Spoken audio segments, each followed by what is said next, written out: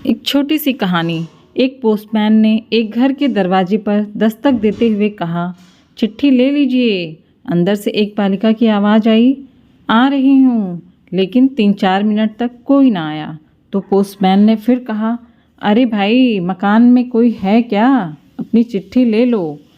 लड़की की फिर से आवाज़ आई, पोस्टमैन साहब, दरवाजे के नीचे से चिट्ठी अंदर डाल दीजिए, मैं अभी आ रही हूँ।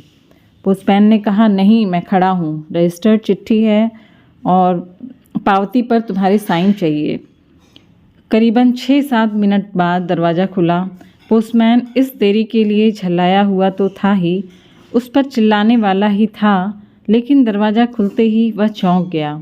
सामने एक अपाहिज कन्या, जिसके पाँव नहीं थे, सामने खड़ी थी। पोस्टमैन चुपचाप पत्र देकर और उसके साइन लेकर वहाँ से चला गया। हफ्ते 2 हफ्ते बाद जब कभी उस लड़की के लिए डाक आती, पोस्टमैन एक आवाज़ देता और जब तक वह कन्या ना आती तब तक वहाँ खड़ा रहता। एक दिन लड़की ने पोस्टमैन को नंगे पांव देखा। दीपावली नज़दीक आ रही थी। उसने सोचा, पोस्टमैन को मैं क्या इनाम दूं।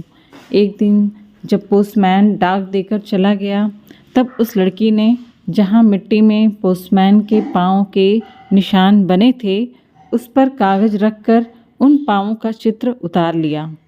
अगले दिन उसने अपने यहाँ काम करने वाली बाई से उस नाप के जूते मंगवा लिए।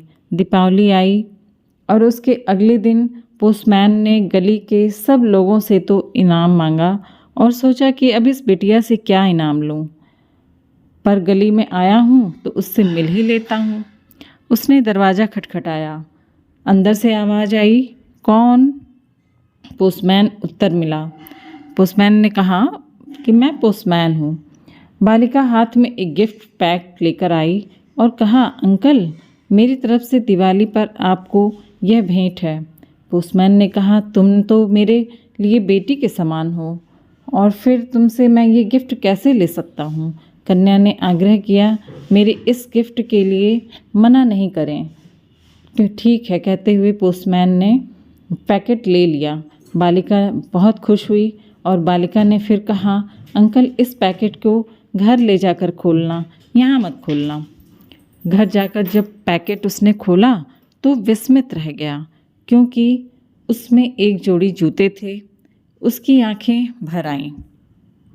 अगले दिन वह ऑफिस पहुंचा और पोस्ट मास्टर से फरियाद की कि उसका तबादला फ़ौरन वहाँ से कर दिया जाए। मैं अब उस इलाके में नहीं जाऊंगा। पोस्ट मास्टर ने कारण पूछा तो पोस्टमैन ने वे जूते टेबल पर रखते हुए सारी कहानी सुनाई। भीगी आंखों और रुधे कंठ से कहा कि आज के बाद मैं उस गली में नहीं जा सकूंगा। उस अपाहिज बच्ची ने तो मेरे नंगे पाँवों को तो जूते दे दिए, पर मैं उसे पाँव कैसे दे पाऊंगा। संवेदनशीलता का यह श्रेष्ठ दृष्टांत है।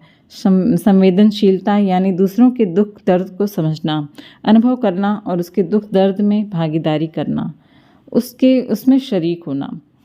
यह ऐसा मानवीय गुण है जिसके बिना इंसान अधूरा है।